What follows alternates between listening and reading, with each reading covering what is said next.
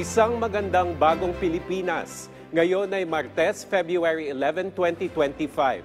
Diretsahang usapan ng mahalagang issue sa bansa, kasamang kinatawan ng mga ahensya ng pamahalaan. Mula sa Presidential Communications Office, ako po si Joey Villarama. Mula rin sa Presidential Communications Office, ako po si Weng Hidalgo. Ihahatid namin ang mga programa at serbisyo para sa taong bayan. Tutok lang, narito na ang bagong Pilipinas ngayon. Malayo na ang narating ng pagpapabuti ng serbisyo ng Metro Rail Transit Line 3 para sa kapakanan at maginhawang biyahe ng mga commuter.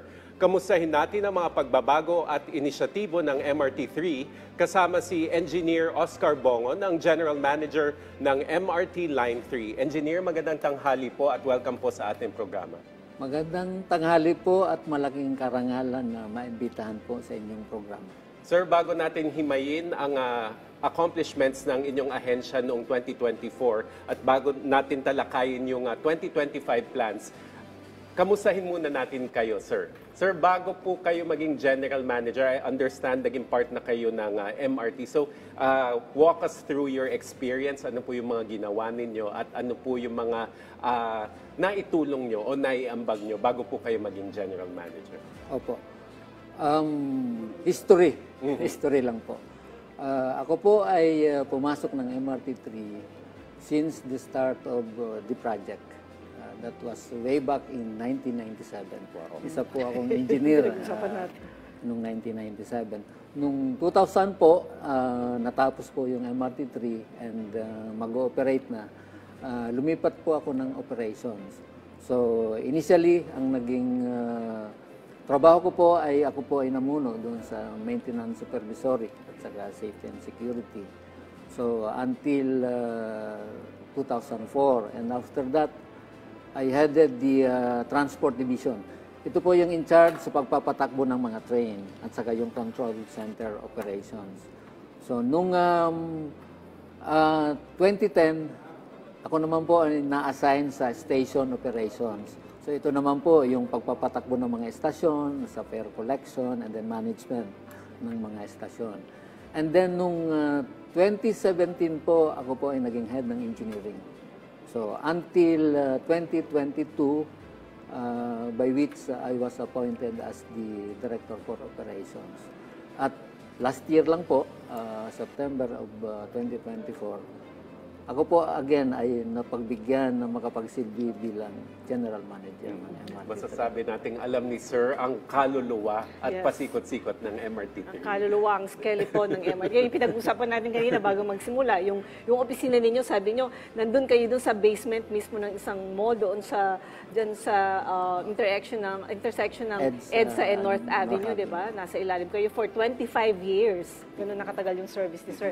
So ngayon kayo na po ang namumuno dyan sa MRT3 Railway Service. Ano po yung kapansin-pansing pagkakaiba ng MRT noon at ngayon base sa serbisyong ibinibigay sa mga pasahero?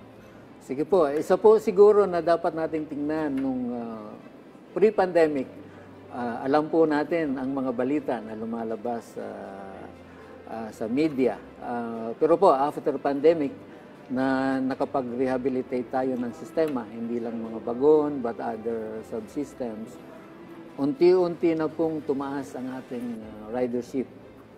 So sa ngayon po, pumapalo na sa 430 to 450,000 ang ating weekday ridership.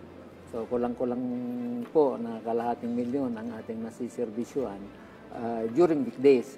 Pero po, pag Sabado, medyo bumababa yan kasi siyempre, weekend, nagiging 350,000 po and on Sundays and holidays, 250,000 a day. So, yun po ang ating record.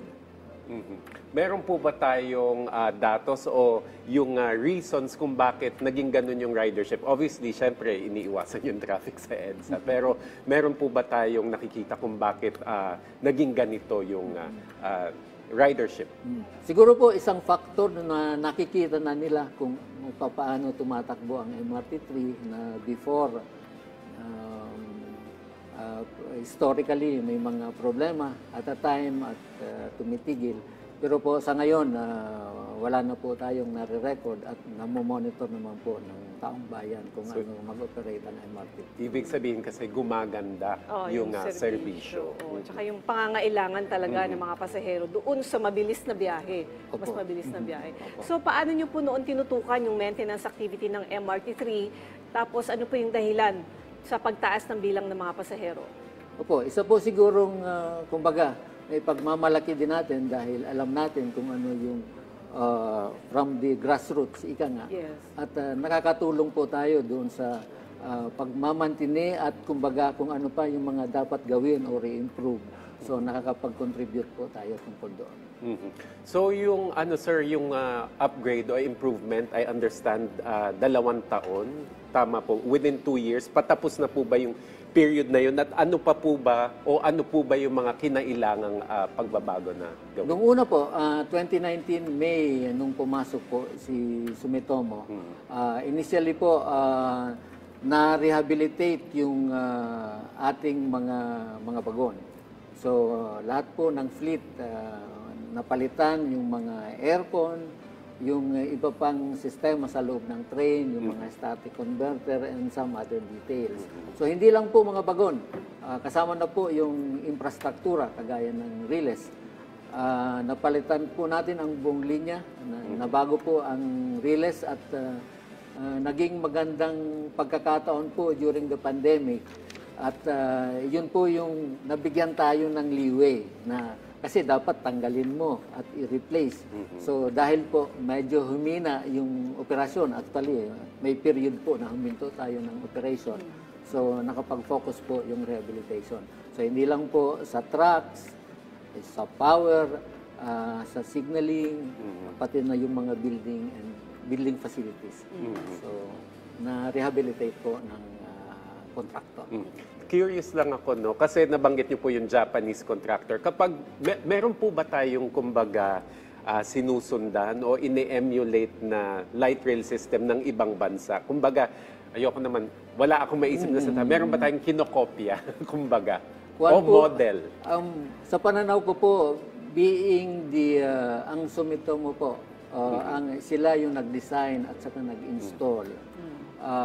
Kumbaga, kabisado nila yung sistema. Kasi po, pag kukuha tayo ng ibang contractor, siyempre mag-aaral yung initially. And hindi nila kabisado yung mga naging historical records din ng sistema. So, sa tingin ko po, napakalaking bagay yun na sila din yung bumalik. Kasi po, from 2012, nawala po sila eh. Ito po, pumasok yung mga local maintenance providers. So, nakabalik lang sila 2019 already. So, at least meron silang background. So, sinasabi nyo, history nung operations nitong MRT. Na nasubaybayan ni sir. Oo. So, sir, sa bawat station ng MRT3, kumusta po yung elevators at saka escalators? Ano po yung update sa ibang pasilidad kung meron? Kasi kailangan po PWD-friendly lahat yung ating mga estasyon. Opo. Lahat po ng istasyon ng MRT3 merong elevator and escalator. Sa katunayan po, meron tayong 34 elevators and 46 escalators. During the rehabilitation, may mga parts po na pinalitan dyan sa elevators and escalators. At saka siguro ang isang magandang sistema na ini-implement ngayon, meron pong maintenance team na nasa linya.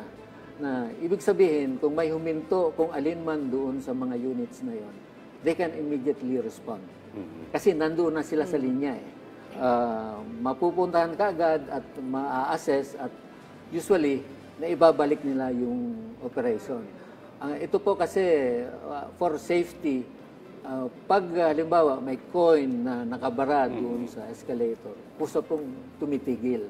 Kaya po, pag napunta ng technician at na-check, babalik din po ulit siya sa kanyang normal operation. So, gaano po kabilis po dapat yung response doon sa mga ganon? Po, in 20 to 30 minutes, they have to be on site.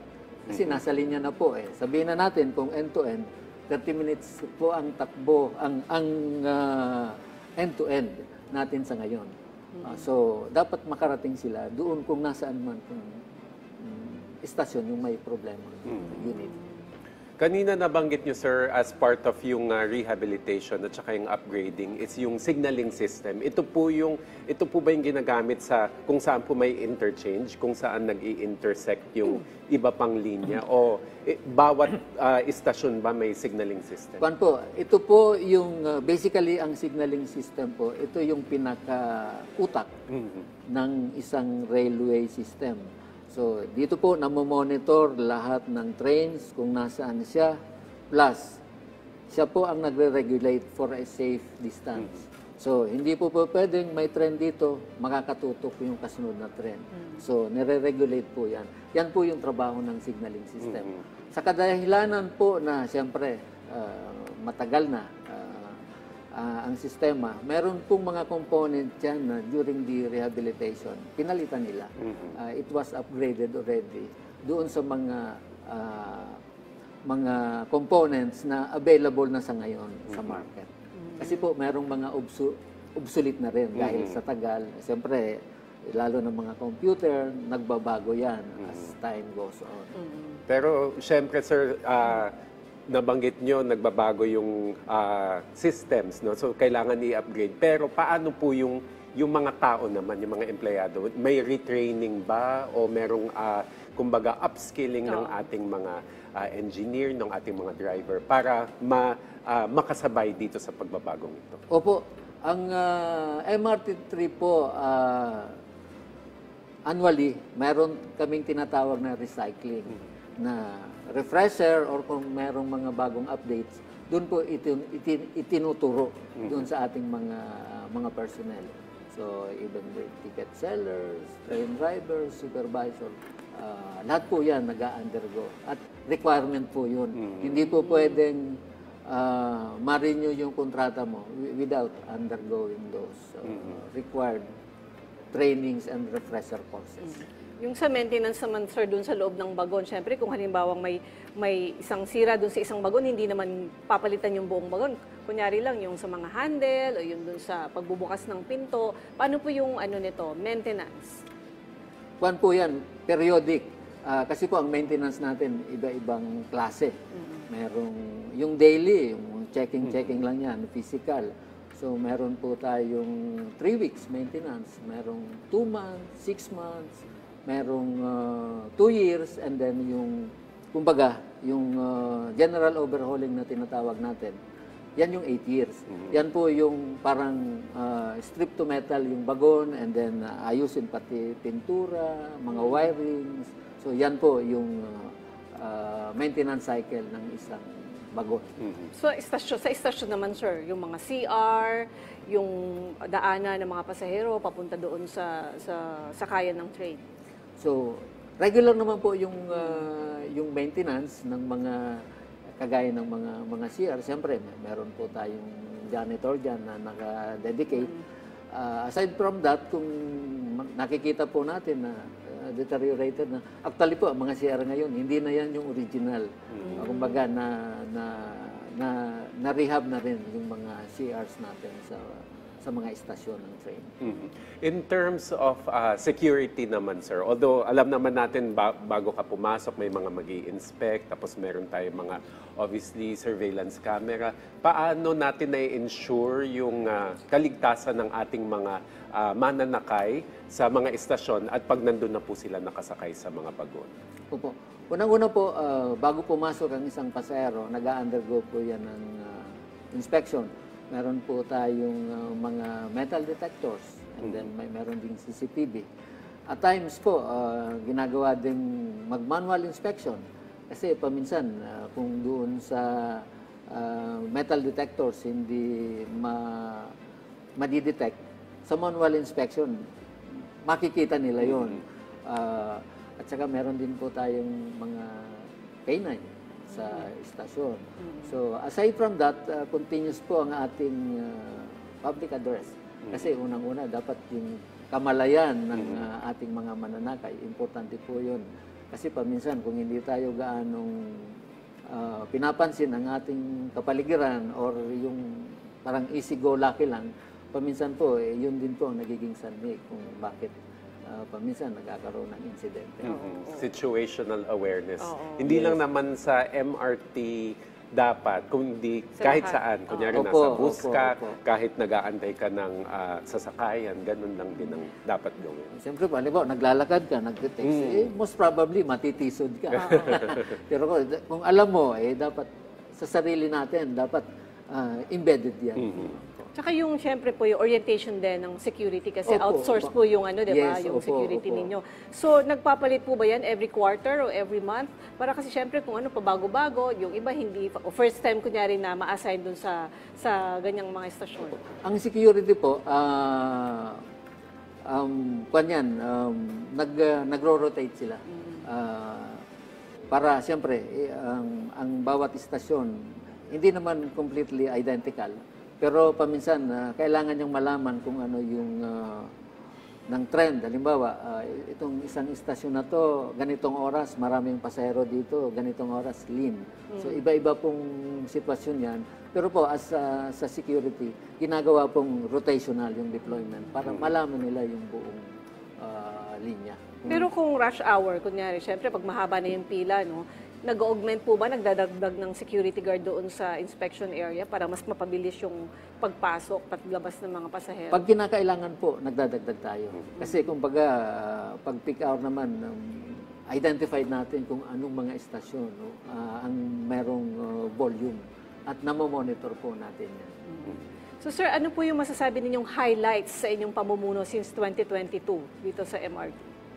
So siguro po ang isang magandang halimbawa yung ito po yung continuous na umaakyat ang ating ridership at nagiging maganda ang takbo ng operation and maintenance ng ating mga bagon at siyempre makikita naman po yun ng mga tao kung ano ang sitwasyon ngayon sa MRT3. Alright. Sa ating pagbabalik, pag-uusapan naman natin ang iba pang programa at serbisyo ng Metro Rail Transit Line 3 ngayon 2025. Kasama pa rin si Engineer Oscar Bongon. Manatiling nakatutok, magbabalik pa rin ang Bagong Pilipinas ngayon.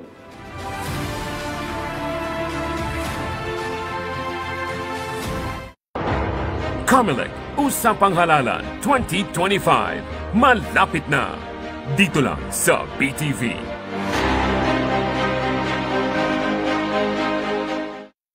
Karamihan sa amin ay nag-asawa na lang, walang pinag-aralan, hindi po kami educated. Bakit ipinanganak ako na IP ako na parang walang mga opportunity na para sa amin? Nagbabaon kami, kanin lang, ang ulam, bagoong, gano'n. Talagang wala nang kaya ang magulang ko. Hango sa kwento ng mga totoong tao.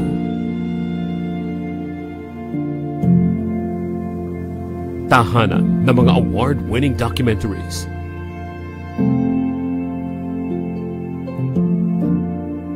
Public Eye sa PTV.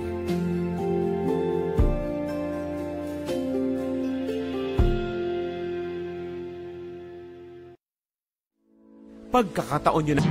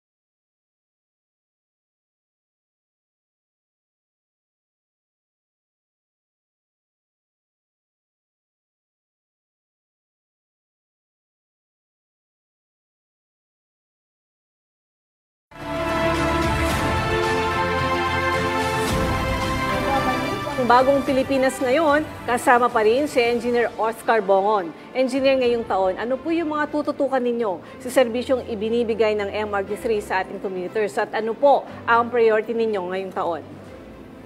So for this year po, dahil magtatapos po yung contract ni Sumitomo come July, by June po, expected na matapos yung aming pocket track extension and then yung North Avenue Turnback facility.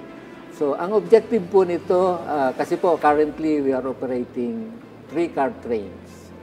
So, pag matapos po ang proyektong ito, the infrastructure can now accommodate a 4-car train.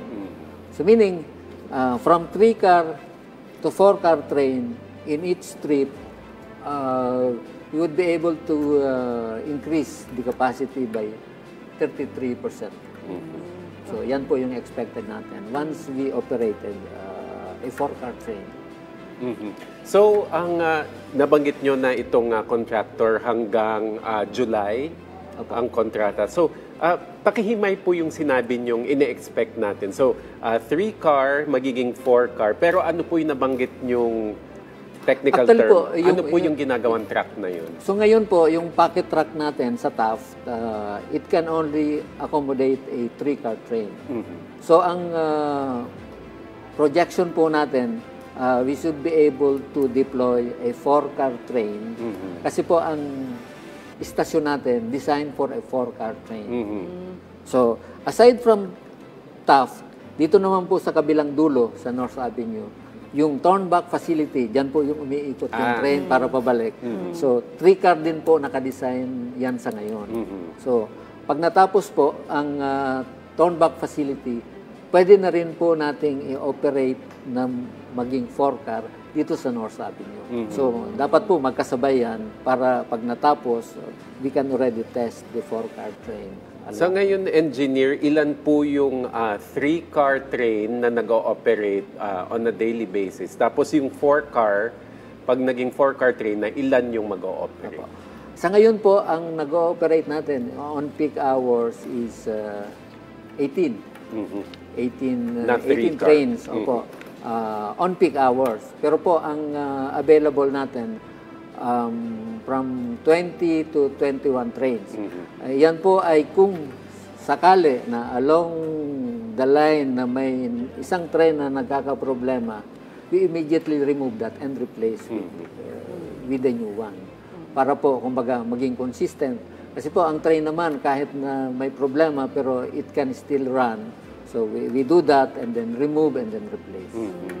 Pero kasi yung sinasabi niyong madadagdagan ng 30% yung ridership, hindi na po ba ito yung magkakapalitan na ng pukado sa pagkakatabi-tabi? Or yung meron kayong talagang nagbabantay doon sa mga sasakay na hanggang ganito lang yung capacity? Kasi ang hirap, naranasan ko talaga yan, sir, na rush hour, bawat station na hihinto, may bababa, pero mas maraming sumasakay. So, nang pupush kami sa loob, malapit na ako bumaba, nandun na ako sa loob, hindi ako makalabas. So, ganun pa rin po ba yung situation ngayon? Siyempre po, pag madagdagan natin yung capacity, mas magiging comfortable din po yung mga sitwasyon ng mga pasahero. Kasi po, kumbaga, kung ito yung currently entry ng pasahero at lumaki yung capacity mo, mas magiging maluwan at magiging hindi gaanong siksikan. Kasi po, siyempre, it's also a natural thing na every year, dumadami rin po talaga ang ating mga mananakay. So, ibig sabihin nun, sir, kung mag-shift tayo to 4-car, may nakaantabay na bang bagong bagon? Ito po yung sabihin na natin na projected in 2 to 3 years na makapag-deploy ng mga additional na bagon ang MRT3. So, hindi po dudugtungan yung from 3 magdadagdag ng isa? Kwan po eh. Kailangan... Kasi po ang MRT3, kumbaga interchangeable yan, yung the current fleet. Kung meron pong bagong bagon na siyempre hindi naman natin po pwedeng idugtong yun sa current train natin. So, kumbaga, ang gagawin lang natin, yung ngayong 3-car, magiging 4-car pero of the same design. Kasi po may compatibility issue po yan. So sir, ano naman po kaya yung magiging epekto ng planong rehabilitation sa EDSA MRT Line 3? So, siyempre po, expected natin na medyo aakyat sa MRT3 yung ibang mga pasahero.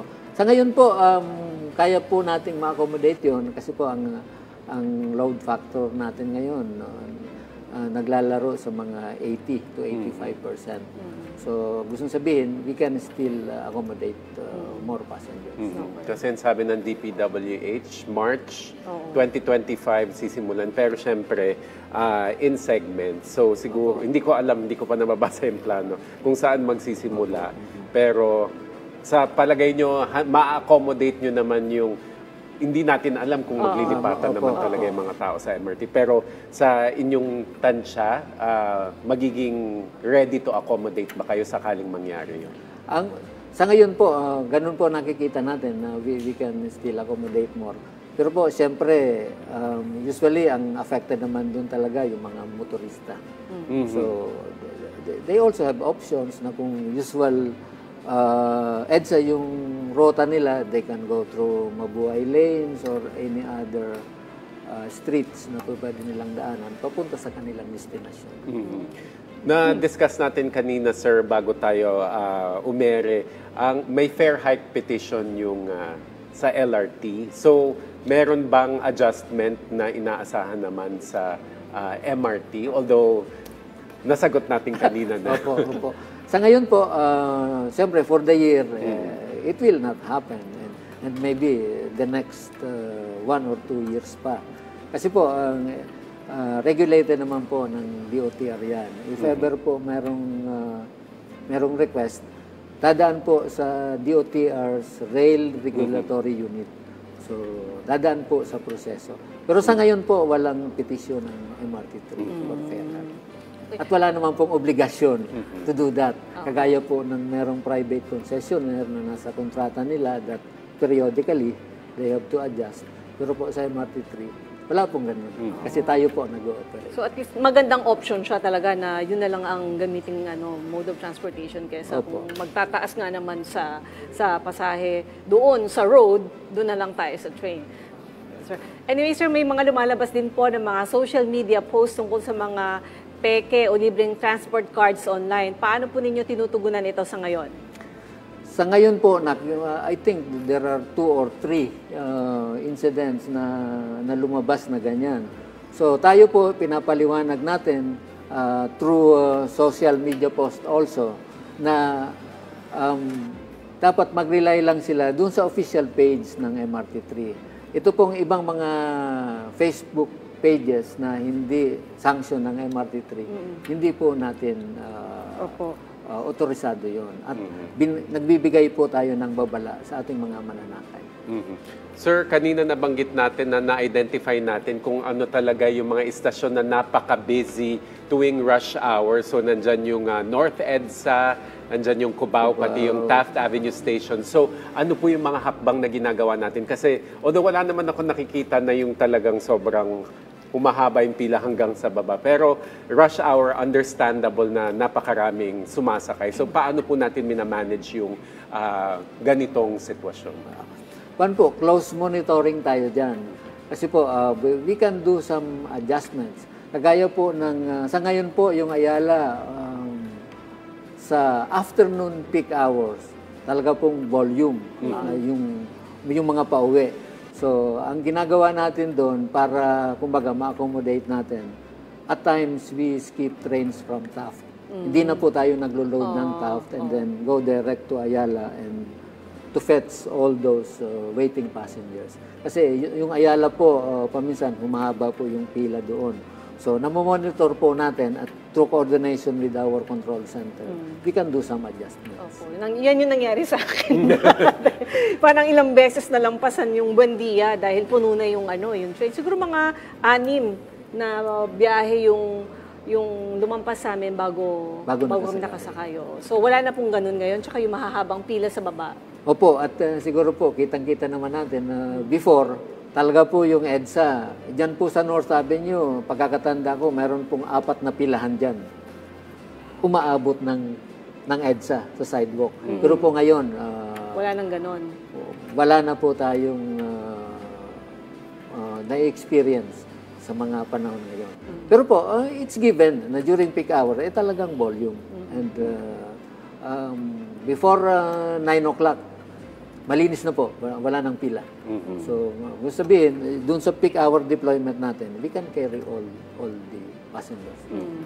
Ano naman, sir, ang ginagawa nating improvements para sa ating mga kababayang persons with disabilities? Kasi nakakakita tayo ng mga video sa, palagi naman Japan. Kunyari, yung naglalagay sila ng, kunyari merong naka-wheelchair, maglalagay sila ng parang ramp para makapasok ng maayos yung ating kababayan na may PWD.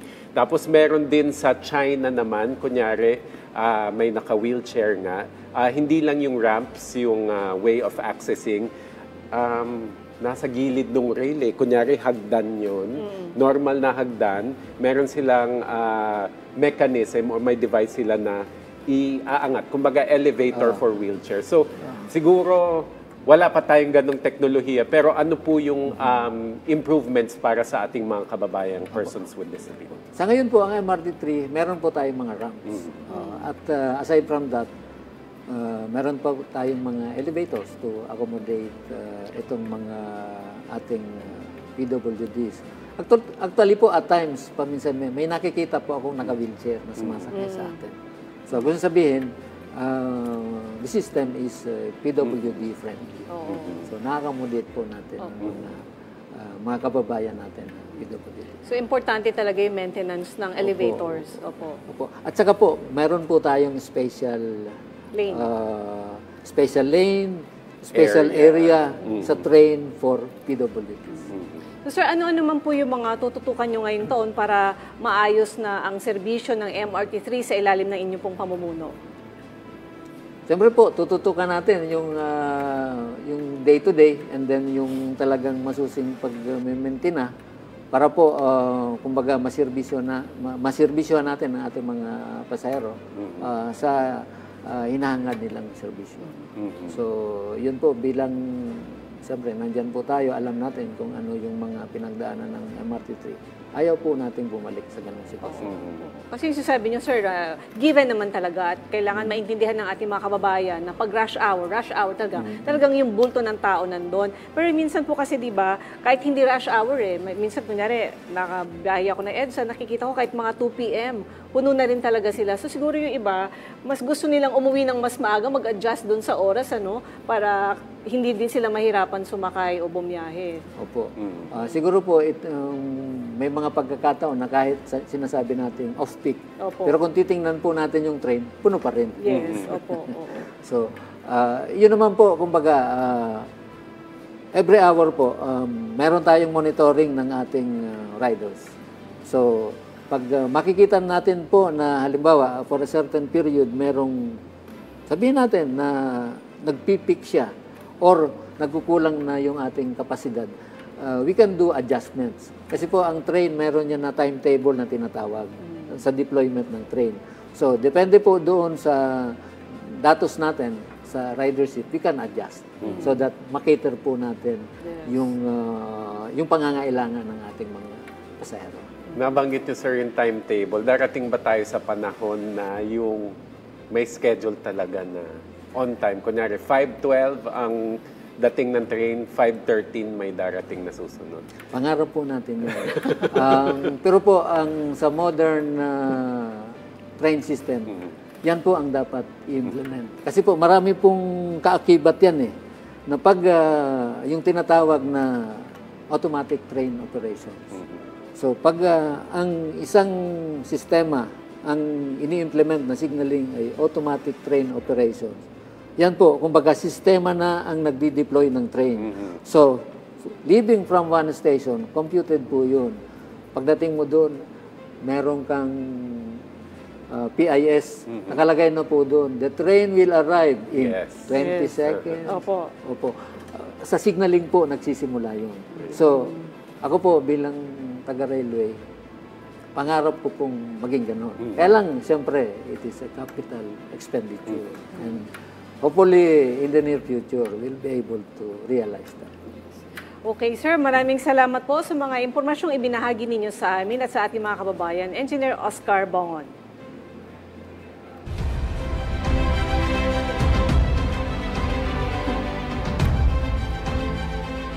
Sa araw-araw ng operasyon ng MRT3, laging prioridad ng pamunuan nito ang kaligtasan ng mga pasahero.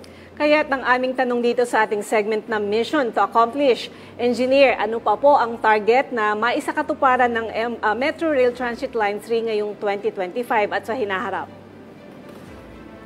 Siyempre po, nabanggit po yung safety. Ang safety po, that's number one and primordial for a railway transit system. We have to remember that we are carrying thousands of passengers. The life and limbs of people are at stake. So, it cannot be compromised.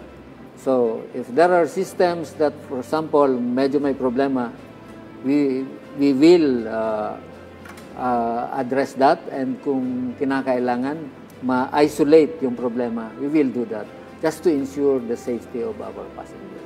Sorry sir kung babalikan ko. Kasi 1997, nabanggit nyo kanina na nandyan na kayo nung magsimula ang MRT 3. So, kung meron kayong nakikita noon na gusto nyo talagang mabago ngayon, magta 30 years na, ano po yun? Siyempre po, yung sitwasyon before at saka sitwasyon ngayon, iba na. Iba. Ang dami na pong mga makabagong teknolohiya, especially sa railways, ang ini-implement ngayon.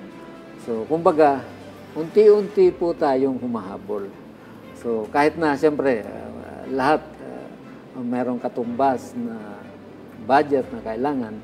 At siguro po, dahil po yung tunguhin ng DOTR doon sa concession, so isa po yun na behikulo para mas madali. Kasi po alam naman po natin na pag pribado, mas madali yung sa procurement, implementation, and everything. At meron na po tayong mga nakikitang mga magandang proyekto sa ganung pamamaraan. So yan po ang tinitingnan natin na hopefully we will be there. Hindi pa naman siguro kayo magre-retire, sir. Ano? Pangarap nyo po na talagang nandyan pa rin kayo para yung mga sinasabi ninyong gusto nyong mangyari, gusto nyong makita, yung mga pangarap ninyo para sa MRT ay makita ninyo, na maranasan ninyo para kumbaga may bahagi sa ating mga kababayan. Hanggat po napagbibigyan tayo ng pagkakataon na makapagserbisyo, nagawin po natin. Okay. Good Maraming luck, salamat pong muli sa inyong oras, Engineer Oscar Bongon, General Manager ng Metro Rail Transit Line 3. At dito na po nagtatapos ang ating programa sa araw na ito. Sama-sama ulit tayo bukas para sa mahalagang talakayan at mabilis na aksyon ng pamahalaan. Mula sa Presidential Communications Office, ako po si Weng Hidalgo. At mula rin sa Presidential Communications Office, ako po si Joey Villarama. Sama-sama tayo para sa isang bagong Pilipinas ngayon.